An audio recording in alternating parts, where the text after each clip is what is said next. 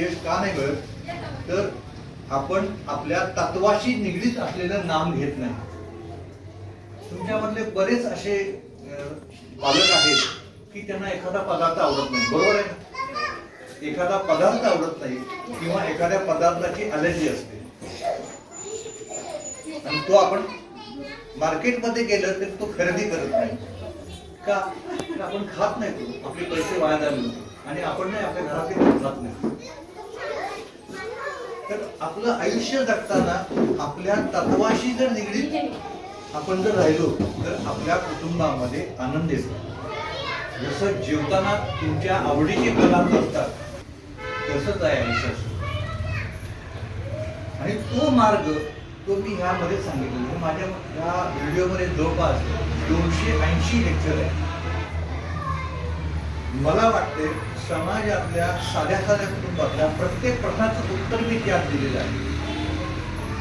आणि ते उत्तर देताना मी असं कधीही सांगितलेलं नाही, मी असं कधीही मार्गदर्शन केलेलं नाही की तुम्ही देवासाठी इतके इतके रुपये खर्च करा तरच तुमचा देव तुम्हाला प्रसन्न होईल. देव भगवंत जे कोणी असतील ते त्यांनी जसा जन्म दिला तसं ते सगळं देणार. पण तुम्ही मात्र मनापासून नुसतं किती वेळ नामस्मरण केलं पाहिजे? 10 मिनिटं पुरेसे येते. देवाची द्वारी उभा क्षणभरी, संत तर सांगतात क्षणभरच उभं राहा मनापासून. मी तुमच्या प्रत्येक कामामध्ये मदत करेन पण ते मनापासून घेतलं. आणि ध्यान साधना हा उत्तम मार्ग आहे तुमच्या सर्व इच्छा पूर्ण करण्यासाठी. स्वस्त आणि सुंदर मार्ग. मी असं सांगितलं नाही की तुम्ही ध्यान करायला मंदिरात जा, तुम्ही ध्यान करायला तुमच्या शेतीमध्ये जा, तुम्ही ध्यान करायला कुठेतरी जा. बिलकुल काही गरज नाही. तुमची वास्तू ही सुंदर आहे, स्वर्गाच्या पेक्षाही सुंदर आहे का?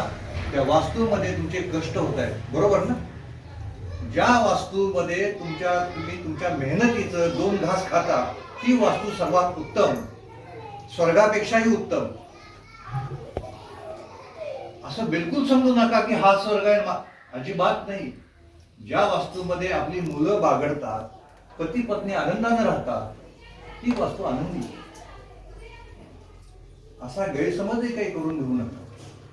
जर आपल्याला कुटुंबाचं संपूर्ण चरितार्थ चालवायचं आहे, गाडा चालवायचा आहे तर आपण बऱ्याच वेळा उपासनेमध्ये अडकतो, अध्यात्मामध्ये फसतो.